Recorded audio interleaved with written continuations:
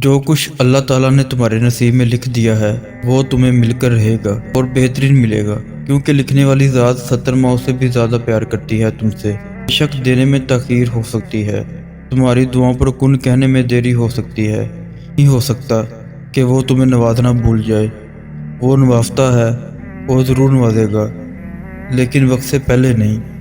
تھوڑا صبر کر لو، وہ تو اتنا نوازتا ہے کہ جھولیاں بھر دی جاتی ہیں، وہ دینے والا نظر بھی نہیں آتا۔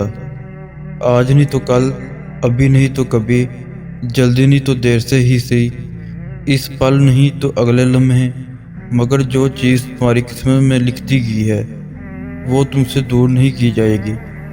اسے کوئی تم سے چھین نہیں سکتا، کوئی تمہیں اس سے الگ نہیں کر سکتا۔ پھر ڈر کیسا سوچ کر خود کو پریشان مت کرو کہ میرے پاس یہ نہیں ہے یا مجھے اللہ نے یہ نہیں دیا۔ دعا کرو، نماز پڑھو اور اللہ پر چھوڑ دو۔ تقدیر اور قسمت سے زیادہ طاقت دعا میں ہوتی ہے، جو عرش تک کو ہلا سکتی ہے۔ دعا وہ طاقت رکھتی ہے کہ جو آپ کے نصیب میں نہیں اسے بھی آپ کا کر سکتی ہے۔ اور اگر آپ کو لگے کہ کوئی چیز تقدیر میں نہیں بھی لکھی تو پھر بھی دعا کرنی چاہیے، کیونکہ تقدیر کے سامنے ہم بے بس ہیں، تقدیر لکھنے والا نہیں۔ اور دعا تو تقدیر کو اس وقت بھی بدل سکتی ہے جب وہ فیصلہ کن مرحلے میں داخل ہو چکی ہو۔